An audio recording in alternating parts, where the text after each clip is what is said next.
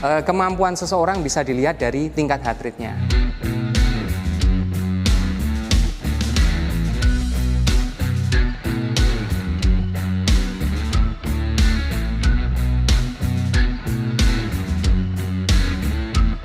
Yaitu pertama, recovery jantung, yang kedua, recovery otot.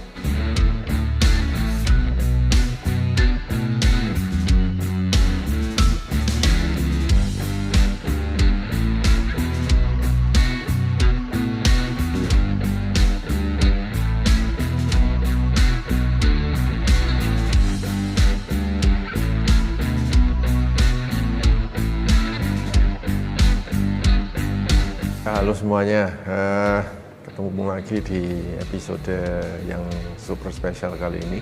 Saya lagi berada di gym ya, di Surabaya ini.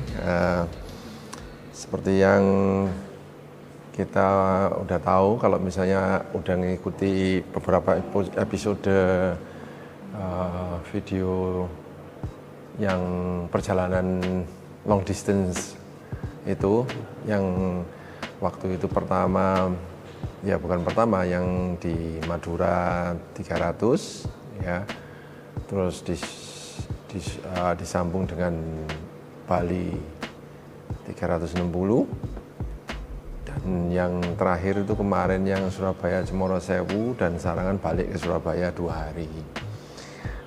Nah, kali ini saya bertemu dengan the big man Novan ya. Nah ini ya, capek ya pasti ya. Jadi siapa yang nyangka ya kalau the big man Novan itu sebenarnya adalah fitness instructor loh, certified fitness instructor, dan tiap hari tentunya dia berada di sini ya. Kalau saya tiap hari berada di bike shop, Novan berada di gym. Ya, jadi kita mempunyai badan yang tipe-tipe badan yang sangat beda ya.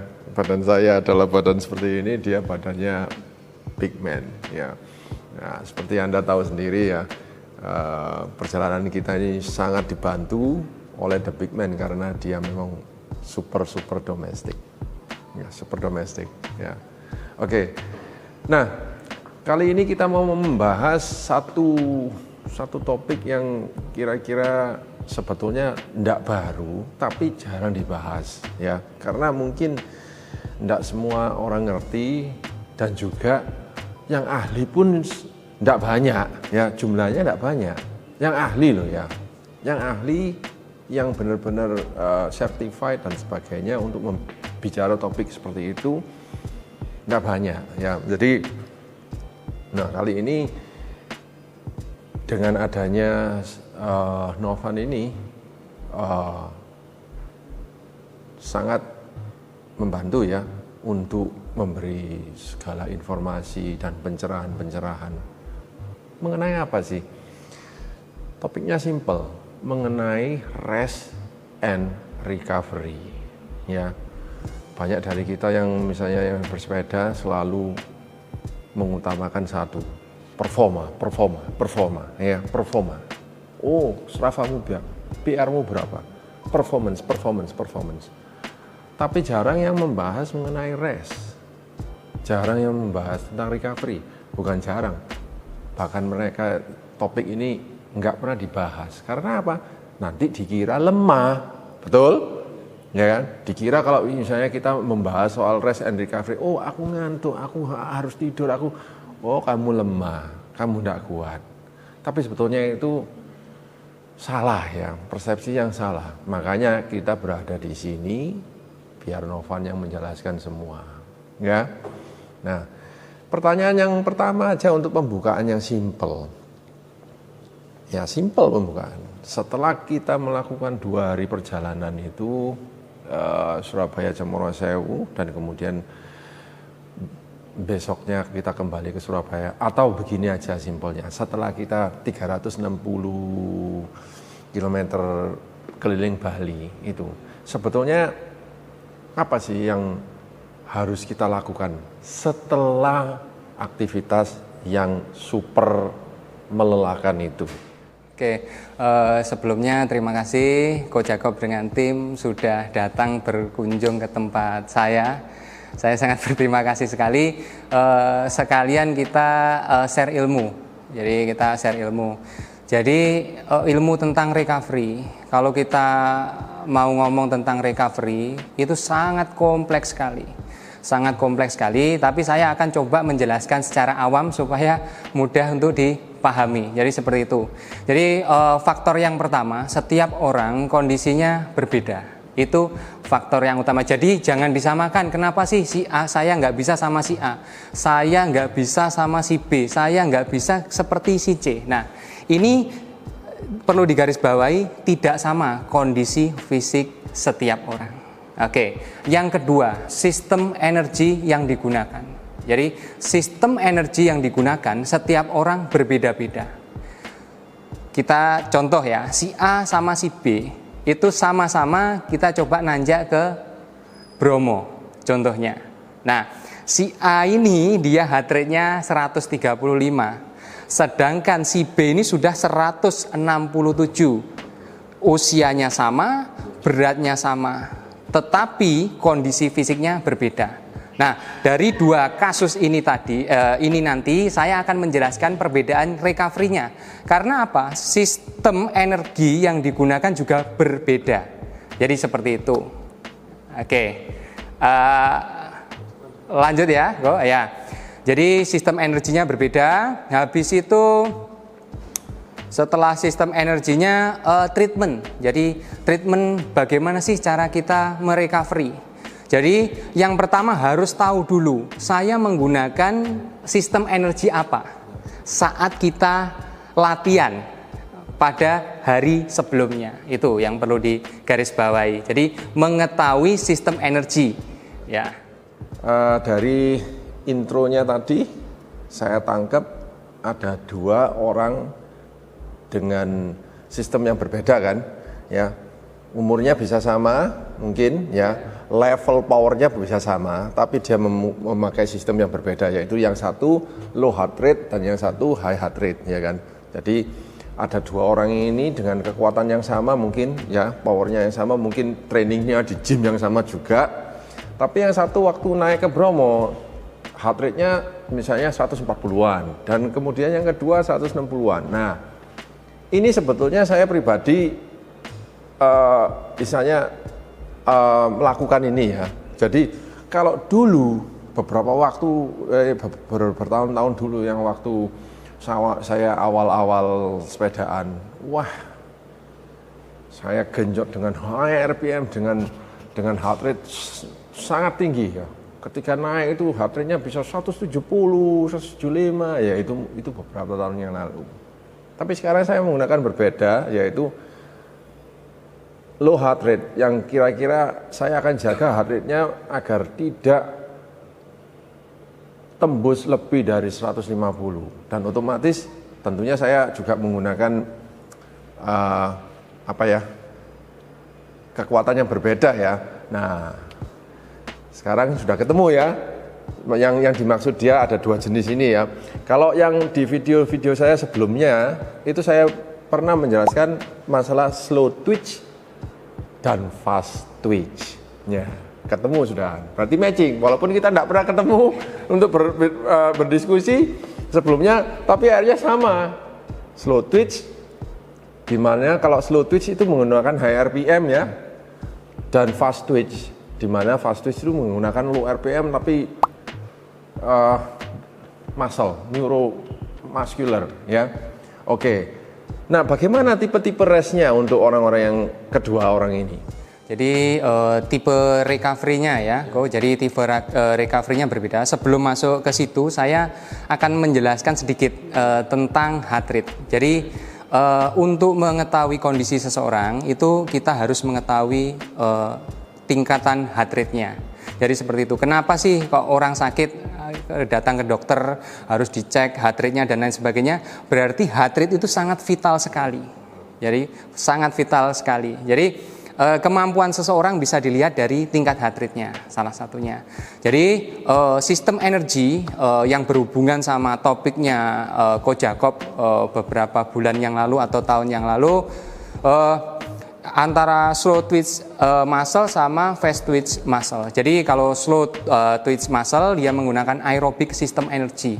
Jadi aerobic system energy itu dia menggunakan O2 sama H2O, yaitu jadi hasilnya nanti air dan oksigen ya kok. Jadi seperti itu. Untuk fast twitch muscle itu kita menggunakan ATP, jadi adenosine triphosphate sama glikogen. Jadi seperti itu. Jadi ada dua perbedaan. Nah, untuk recovery-nya seperti apa? Untuk recovery-nya yang pertama dulu. Jadi kalau kita pada hari H kita banyak menggunakan aktivitas aerobik. Jadi aktivitas aerobik kita gampang sekali. Kita nanti bisa menggunakan active recovery. Karena pada gerakan aerobik itu penggunaannya energi oleh otot itu sangat sedikit sekali. Jadi kita lebih banyak menggunakan oksidasi dari gerakan aerobik itu tadi. Jadi kita menggunakan yang namanya active recovery. Bagaimana caranya? Nanti saya jelaskan. Untuk yang kedua yaitu tentang fast twitch muscle tadi, yaitu berhubungan sama anaerobic system energy. Jadi anaerobic system energy ini itu banyak menggunakan kasarannya ya, banyak menggunakan kerja otot sama high heart rate ya. Jadi heart rate-nya tinggi sekali, itu menghasilkan asam laktat. Jadi bersitu. Kalau yang tidak terlatih itu bisa over training atau robek serabut ototnya, itu nanti sudah beda lagi penjelasannya. Jadi seperti itu. Ya kita bagaimana sih cara recovery-nya berbeda ya.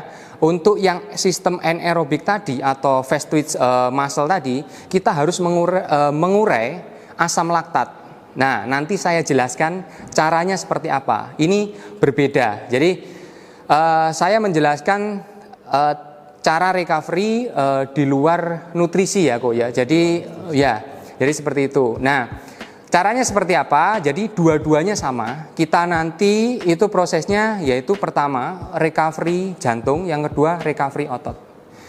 Recovery jantung itu apa? Kita mencoba menormalkan ritme jantung kita. Soalnya apa? Saat kita sepedaan, kita ini tidak tahu heart rate kita kadang naik turun dan lain sebagainya. Itu akan mengganggu fungsi kerja jantung normal, karena jantung itu otot polos, dia bergerak dengan sendirinya, bukan kita yang menggerakkan. Jadi seperti itu. Jadi cara treatmentnya seperti apa? Nanti saya jelaskan ya. Yang kedua, recovery ototnya. Jadi kenapa sih otot perlu direcovery? Jadi untuk mengembalikan elastisitas otot. Jadi untuk membuka kembali range of motion atau ROM. Jadi range of motion, setiap otot itu ada range of motionnya. Nah, saat kita melakukan gerakan sepeda atau mungkin berlari dan lain sebagainya, hanya sedikit range of motion yang digunakan. Contohnya ya, kalau kita ada di dunia fitness, kita gerakan bicep curl, kita cuma seperti ini ya. Ini cuma berapa persen aja, sekitar 40% yang digunakan. Padahal otot bicep ini ada maksimalnya saat extension dan saat flexion. Nah, kalau kita terus-terusan menggunakan saat bersepeda seperti ini akan elastisitasnya berkurang, akan kaku. Ini menyebabkan cedera. Habis itu menyebabkan peredaran darahnya tidak lancar, sehingga suplai nutrisi untuk recovery ke otot yang membutuhkan itu menjadi lambat. Jadi seperti itu ya. Jadi ada dua poin untuk recovery. Yang pertama recovery jantung, yang kedua yaitu untuk recovery otot, yaitu mengembalikan elastisitas otot dan fungsi utamanya otot. Saya rasa itu kok. Mungkin ada yang ditanyakan lagi. Ya lanjut aja Pak. Iya. Soalnya toh keduanya akhirnya ketemu kan, ya. Recovery otot dan recovery jantung. Ritme jantung. Ya. Jadi walaupun teknik apa yang kita gunakan pada waktu kita long distance kemarin, ya. Anda menggunakan fast twitch, slow Dua-duanya. twitch, dua-duanya akhirnya recovery-nya ketemu. Ya. Ya, oke. Kalau misalnya yang recovery jantung gimana? Jadi kalau kita recovery jantung, yaitu harus di bawah 50% dari heart rate maksimalnya. Jadi contoh awamnya orang kadang ngitung 220 dikurangi usia.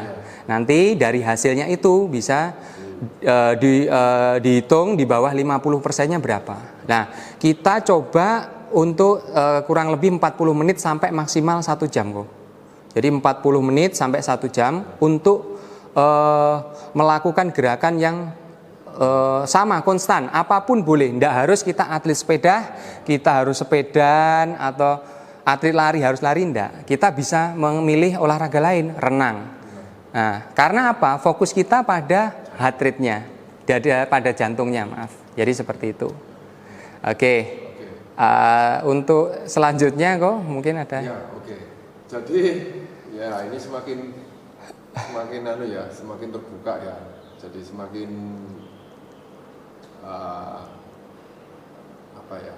kok pandangannya semakin jelas dan terbuka. Ternyata memang setelah kita melakukan yang long distance itu, besoknya tetap kalau bisa juga melakukan aktivitas untuk recovery, tapi 50% dari yang kemarin maksimum heart rate-nya berapa. Benar. Dan ya itu yang makanya ada recovery ride gitu ya. Mungkin ya yang mereka sudah melakukan recovery ride ya teruskan aja karena itu memang bagus. Cuman ya. Recovery ride-nya itu ya dibatasi dan hanya 50%-nya daripada yang maksimum seperti yang tadi barusan dibahas. Oke, itu dari segi jantung. Nah, kalau dari segi otot mungkin ini lebih kompleks ya. Nah, itu mungkin ini yang lebih ahli, silakan. Oke, jadi otot itu ada dua ya, jadi agonis sama antagonis. Jadi semisal otot bicep ini agonis. Kalau saya kontraksikan seperti ini, otomatis antagonisnya berlawanan, dia memanjang. Kalau sebaliknya, saya gerakan seperti push up, itu tricep, ini otot tricep saya yang memendek, sedangkan bicep kita memanjang.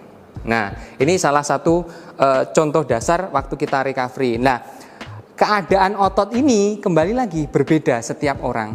Jadi seperti itu. Bisa nggak kalau seumpamanya kondisinya oke, kita jalankan aktif, memungkinkan nggak untuk active recovery kayak tadi sepedaan dengan heart rate rendah, itu bisa. Tapi kalau nggak memungkinkan, dia terlalu sakit, terlalu kaku, kita ada static stretching namanya. Static stretching ya. Caranya seperti apa? Bisa bantuan orang lain atau kita lakukan secara mandiri. Jadi seperti itu. Mungkin saya jelaskan secara mandiri. Jadi seperti itu. Yang pertama yaitu ini teknik pijat ya. Semua orang sudah tidak asing lagi ya kok. Jadi pijat itu bagus enggak? Kalau saya ditanya boleh enggak Novan? Saya habis olahraga pijat. Saya bilang ini kembali lagi kompleks sekali pertanyaannya. Kalau saya jawabkan boleh enggak dan lain sebagainya, tergantung juga sama orangnya, aktivitasnya apa dan lain sebagainya. Jadi pijat itu boleh enggak? Boleh. Pijat itu sama dengan recovery untuk mengembalikan range of motion-nya atau elastisitas ototnya tadi. Jadi tapi dengan komposisi tekanan yang sangat ringan gitu. Yang sangat ringan. Jadi seperti itu.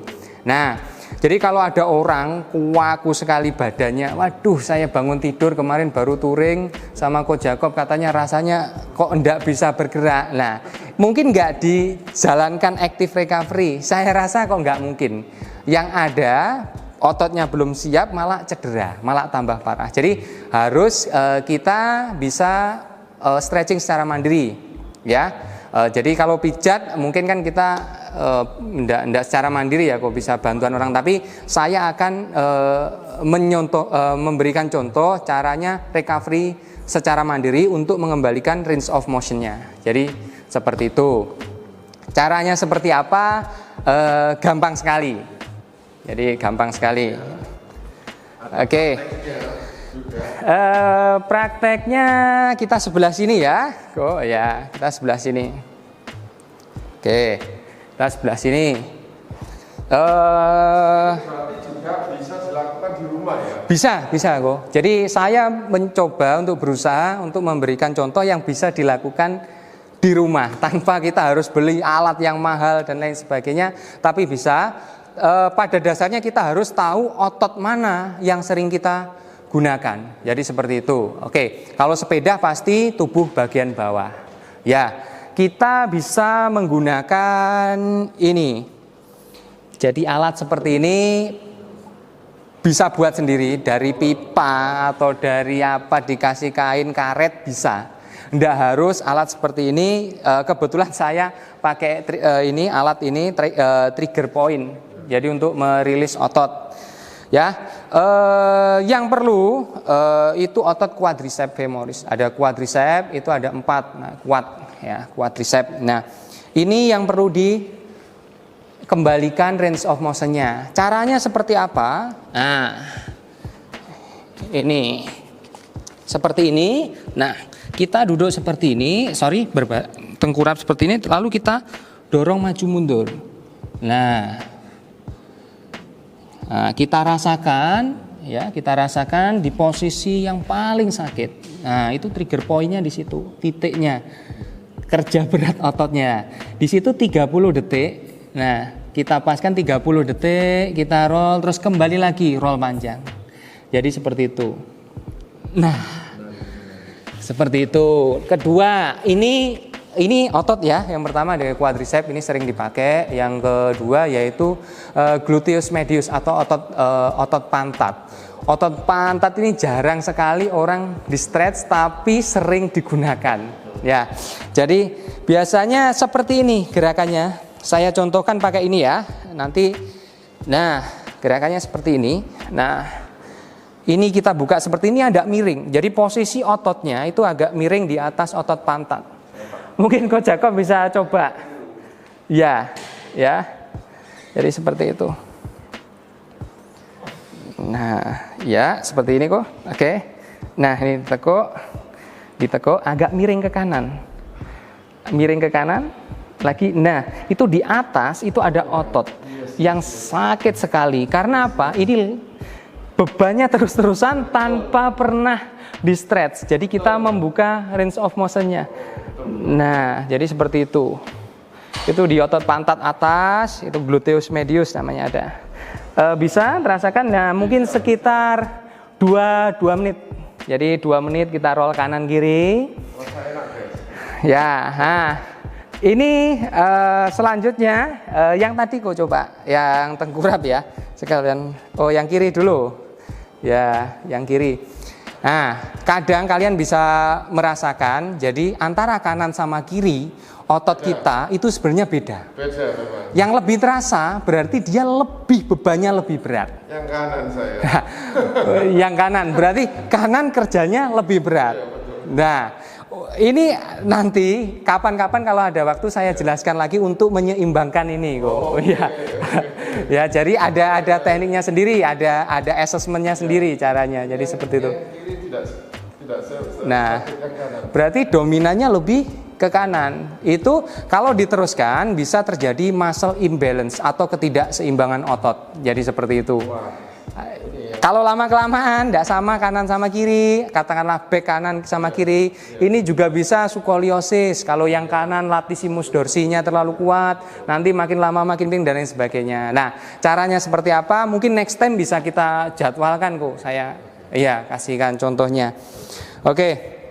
Nah, itu setelah kita stretch seperti ini dasar sendiri ya. Kalau sudah sakit tidak bisa digerak seperti habis itu pasti akan lebih merasa enak lagi. Nah, kalau sudah merasa enak lagi, kita lakukan gerakan. Gerakannya apa kalau di rumah? Nah, kita bisa melakukan gerakan squat.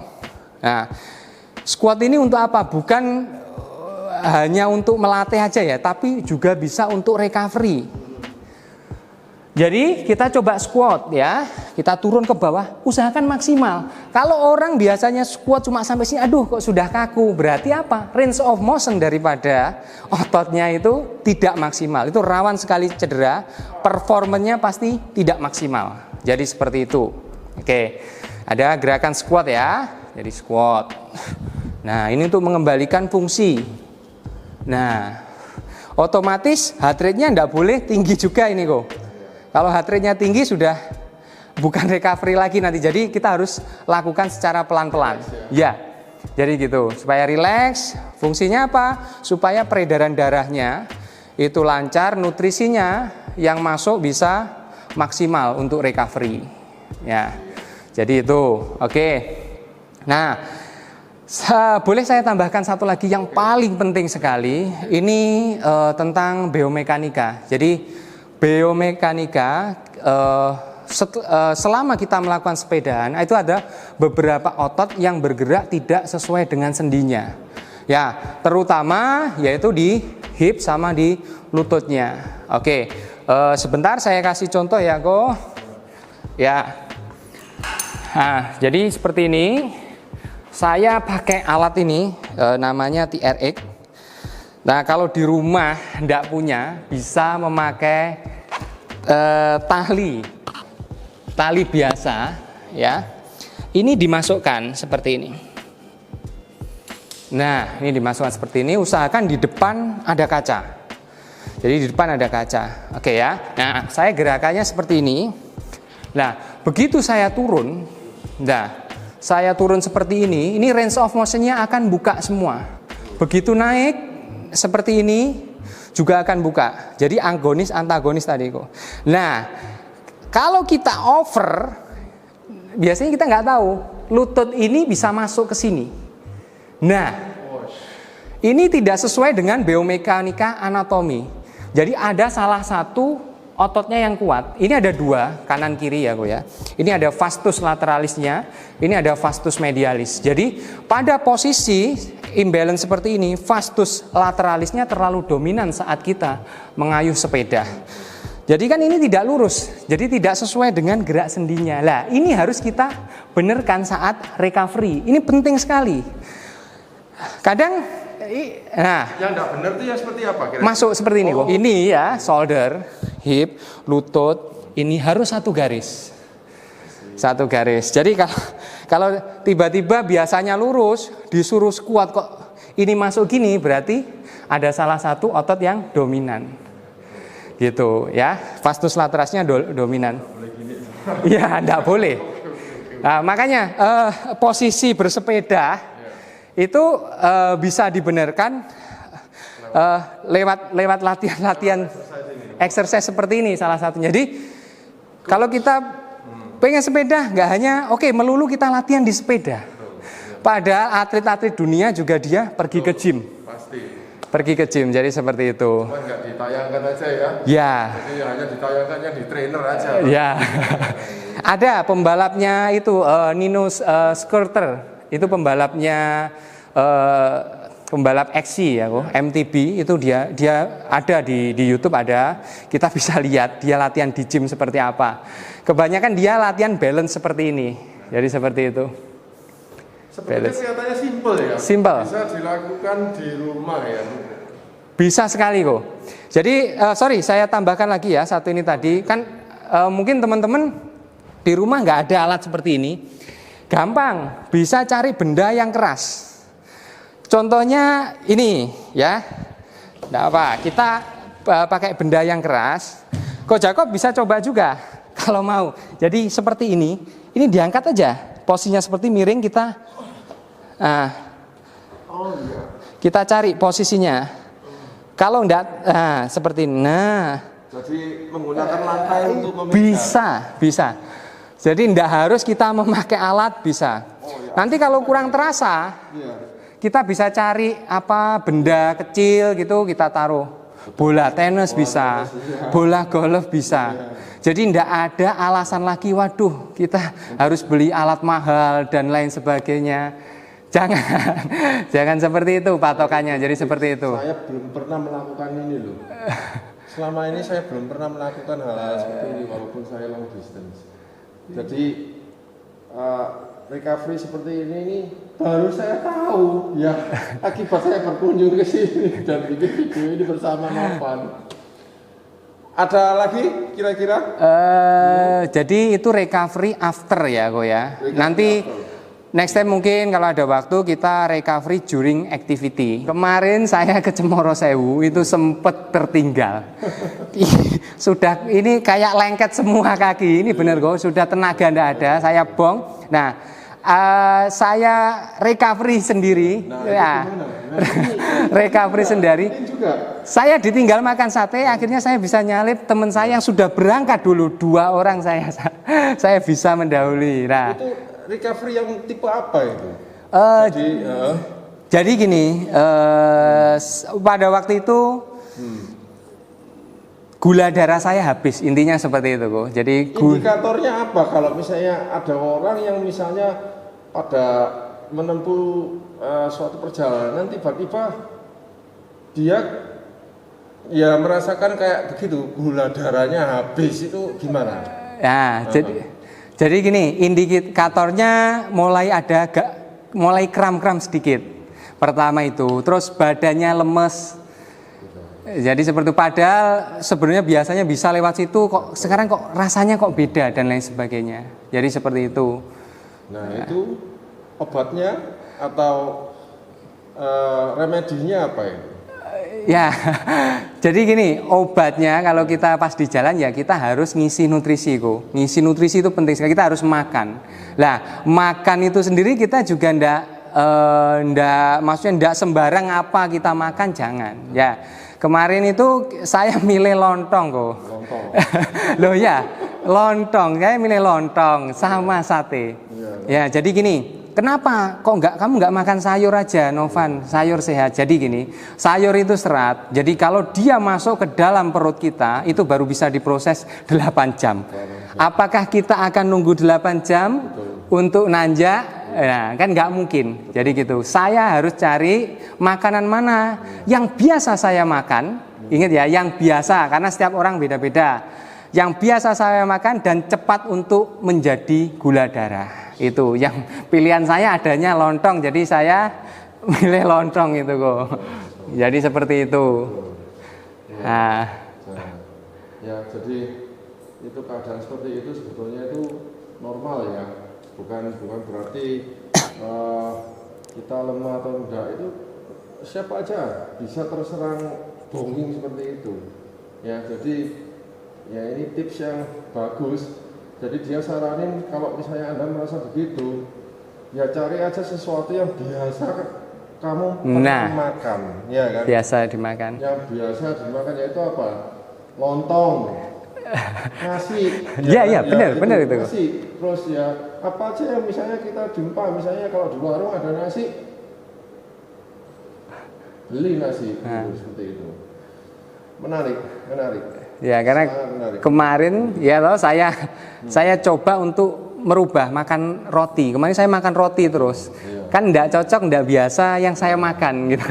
Jadi seperti itu. Jadi bingung lagi metabolismenya. Itu yang perlu diperhatikan ya. Jadi persiapan itu penting sekali. Dan saya rasa ya episode kali ini tuh sudah panjang banget ya. Tentunya nggak habis-habis ya. Jadi active recovery dan macam-macam itu nggak habis-habis karena ini pembahasannya masih lama. Di luar recovery ya juga ada nutrisi dan macam-macam. Nanti kalau jadi rest, waktu istirahat berapa dan lain sebagainya. Ya, saya harap episode kali ini mungkin sampai di sini dulu sambil kita cerna. Nanti mungkin ada waktu lagi kita akan lanjut di seri-seri berikutnya dan sebagainya ya.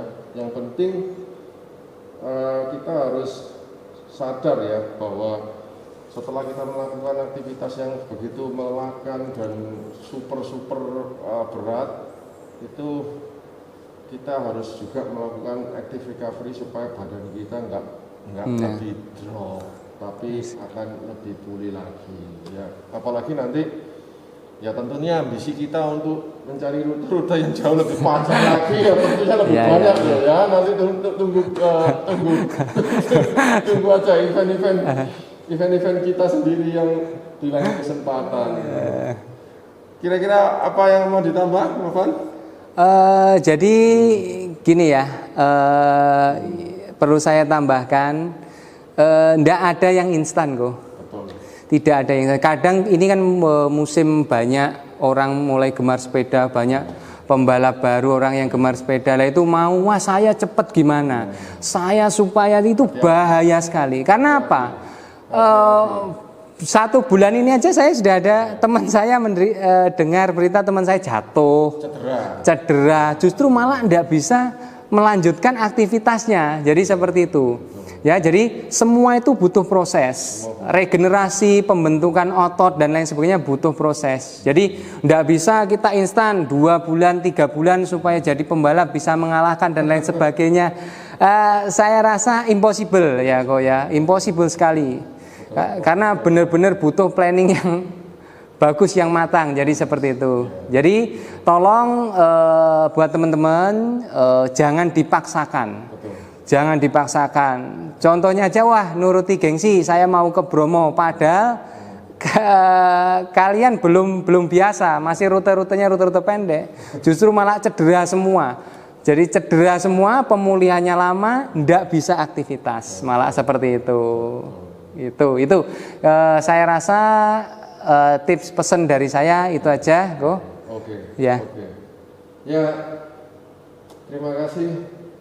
Novan ya, sama-sama sangat berjasa sharing ilmu ya, walaupun apa itu istilahnya dalam keadaan apa adanya ya, tapi ini memang gymnya luar biasa dan ini Novan ini certified instructor loh ya. Jadi kalau misalnya ada yang di Surabaya kepingin belajar atau kepingin improve wellness ya, fitness atau wellness ya silakan aja bisa datang ke apa namanya gym ini? Synergy kok. Synergy di wisata Bukit Mas, ya. Sampai ketemu di episode berikutnya.